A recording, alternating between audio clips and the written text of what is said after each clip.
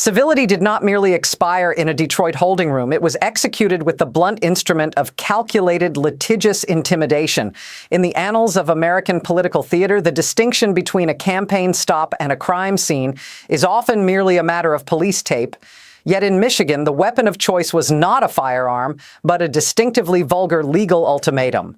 What was ostensibly a standard journalistic interchange between CBS's Tony DeCouple and former President Donald Trump was transmogrified via leaked audio into an autopsy of the decomposing relationship between the executive branch and the Fourth Estate.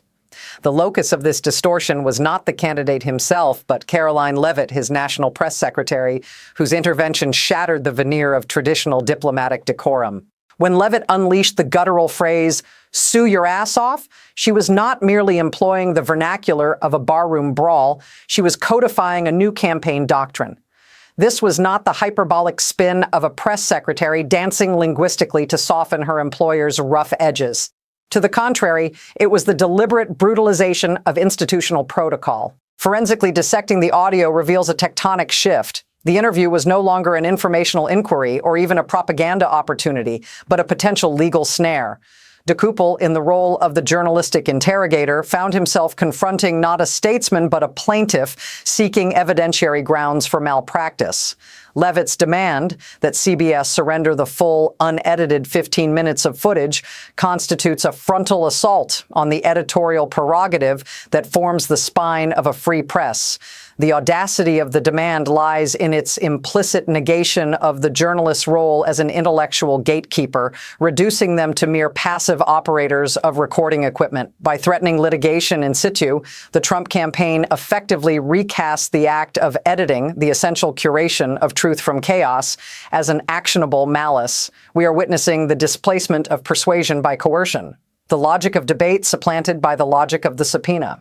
The coarseness of Leavitt's language serves as a chilling reminder that in this election cycle, the old norms of mutual deference have been entirely abrogated, replaced by a war of attrition where media conglomerates must weigh their duty to inform against existential risk.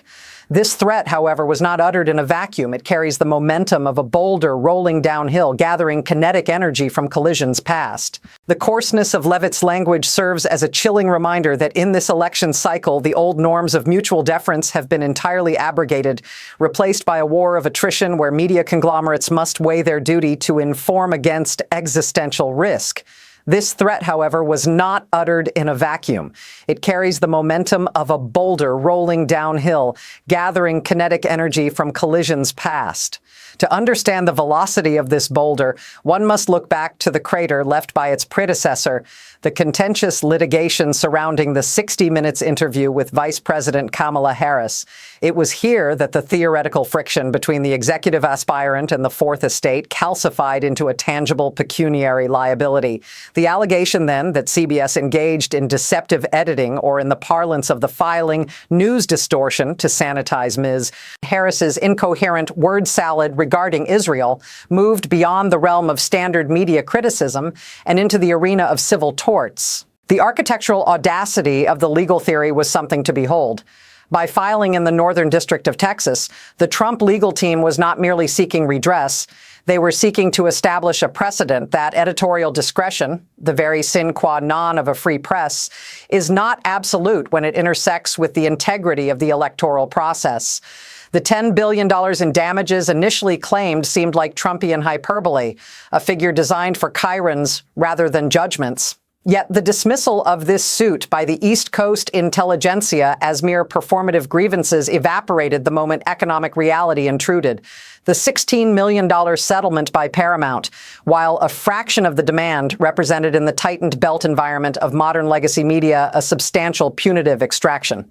It transmuted the threat of litigation from an abstract psychological jab into an existential financial risk quantifiable on a balance sheet. For the executives at Paramount Global, whose fiduciary duties to shareholders often eclipse their devotion to the abstract principles of the First Amendment, this payout was not an admission of moral failing, but a cold calculus of risk management. But to Donald Trump and proxies like Karoline Leavitt, it was proof of concept. It demonstrated that lawfare could pierce the corporate veil of media conglomerates. Thus, when Leavitt warns DeCouple that she will sue your ass off, She is speaking neither metaphorically nor in a fit of unbridled pique. She is referencing a tested weapon, a sword of Damocles that CBS has already paid dearly to keep from drawing blood. The specter of that settlement hangs over the studio, transforming every editorial query into a potential liability calculation. It is within this suffocating atmosphere of financial intimidation that we must begin to decipher CBS's curious response to the current interview. A claim of voluntary full broadcast that, upon closer inspection, looks less like editorial liberty and more like a tactical retreat. Indeed, the network's prompt assertion that the decision to broadcast the unexpurgated exchange was arrived at independently, devoid of external coercion, invites a skepticism bordering on cynicism. This claim bears the distinct markings of a fig leaf of autonomy, clumsily fashioned to conceal the nakedness of a preemptive capitulation. We are asked to believe that, by some cosmic coincidence, the editorial standards of CBS voluntarily aligned perfectly with the litigious demands of the Trump campaign at the precise moment of conflict.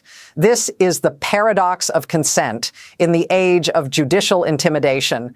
When an institution agrees to do exactly what its captor demands before the pistol is fully raised to the temple, can the act truly be called an exercise of free will, or is it merely corporate survival instinct masquerading as high-minded transparency? By framing the full broadcast as a virtue of openness, CBS implicitly concedes a more profound philosophical defeat: the abdication of judgment. In the annals of American journalism, the function of the editor, the wielder of the blue pencil, has been to distill truth from cacophony, to separate the wheat of information from the chaff of empty rhetoric. However, in this new calculus of risk, the act of editing, the very essence of journalism, has been redefined as an actionable tort of distortion. Thus, CBS's insistence that they always intended to run the full tape is not a proclamation of integrity, it is a confession of paralysis. They have retreated into the safety of raw data, abandoning the sacred duty of contextualization, because in the current toxic legal climate, context is prosecuted as bias, and editorial silence is priced as shareholder security. This shift represents more than a mere adjustment in broadcast policy. It signals the collapse of a gentleman's agreement between power and scrutiny.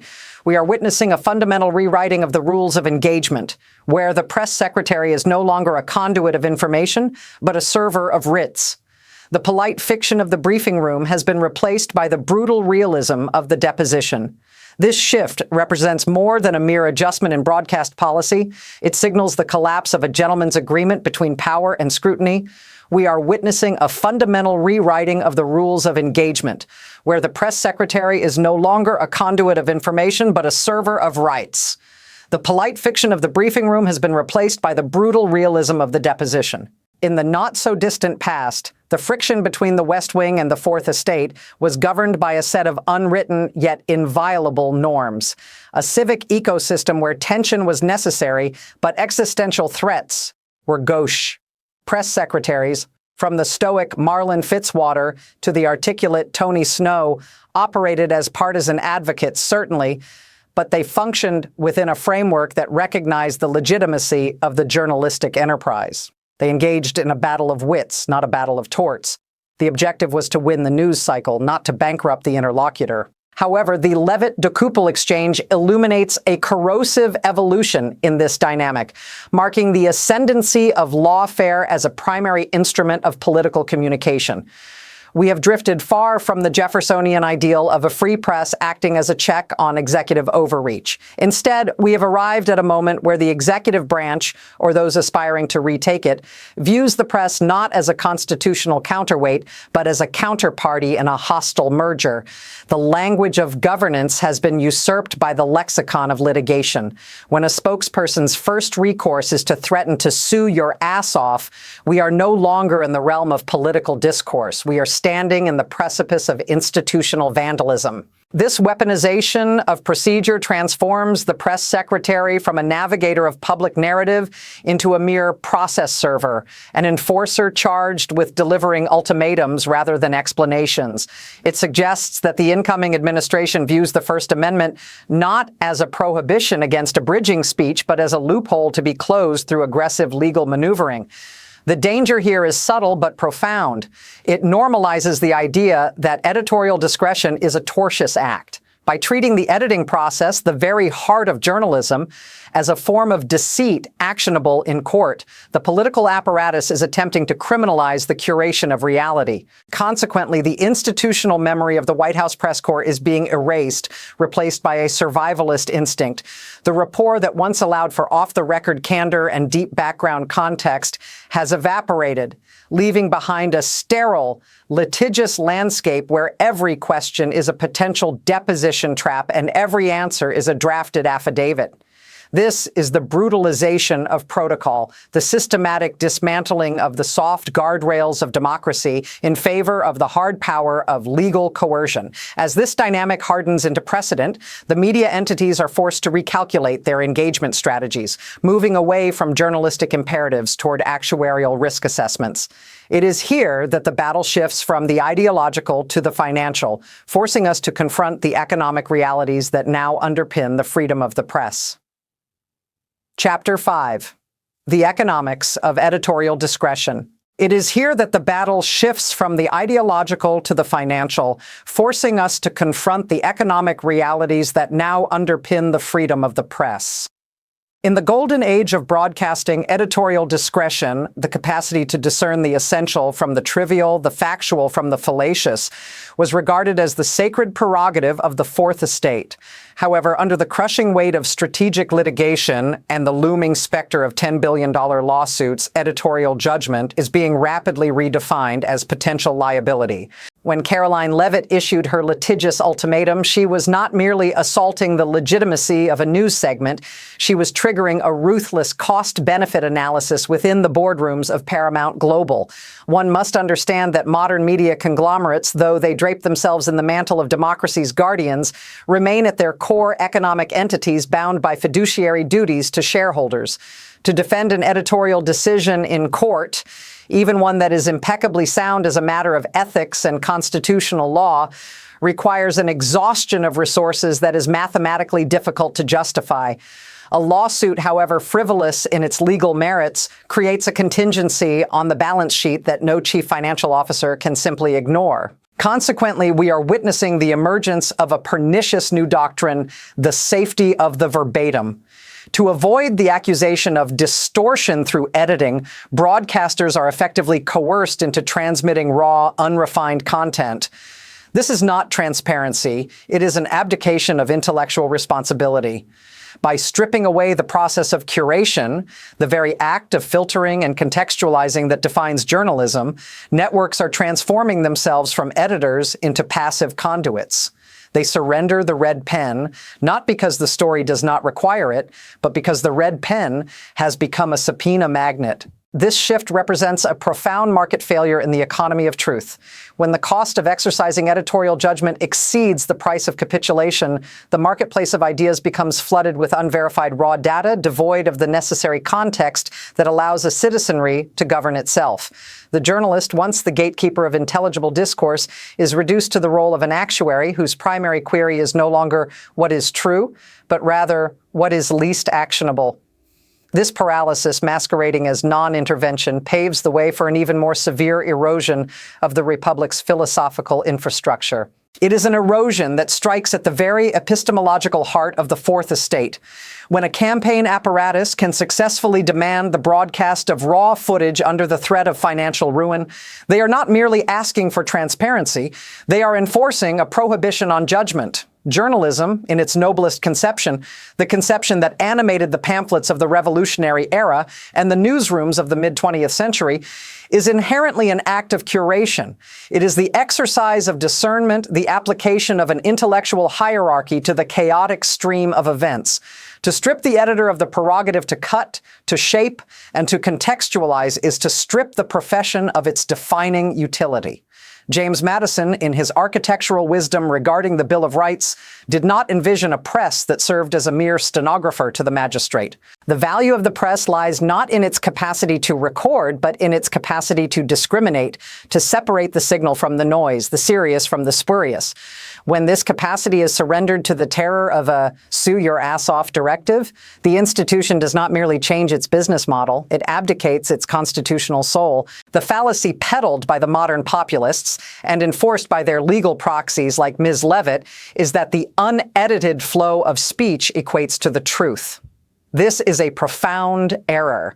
A demagogue's rambling obfuscations, when presented without the corrective friction of editorial scrutiny, do not inform the electorate. They inundate it. The demand for an unedited platform is, in reality, a demand for a complicit silence, a requirement that the press function not as a watchdog, but as a passive megaphone, indistinguishable from the common carrier status of a utility company. We are witnessing the commodification of cowardice, where the refusal to edit is sold as a virtue of fairness, when in fact it is a vice of submission. If the fear of the docket converts our major networks into mere conduits for unmediated political assertion, we have witnessed the final capitulation of the gatekeeper. The journalist is no longer a sentinel against the excesses of power, but has become a hostage to them. In this brave new world of litigious intimidation, the First Amendment is inverted. It no longer protects the press from the government, but rather through the mechanism of tort law and settlement culture is used to insulate political actors from the scrutiny of the press. The chilling effect is absolute. The editor's pen is stayed not by a lack of ink, but by the calculation of damages. Thus, we arrive at a melancholy destination. The Republic requires a citizenry capable of distinguishing between statecraft and stagecraft, a distinction that a vigorous, independent, and yes, editing press helps to maintain. Without it, we are left only with the noise of the arena, where the loudest voice, backed by the most aggressive counsel, dictates the reality of the day. The gate is open, the keeper has fled, and the wolves are not merely at the door. They are broadcasting live, unedited, and unopposed. Thank you for accompanying me through this forensic examination of our civic decay. If you find value in such inquiry, I invite you to subscribe for future dispatches.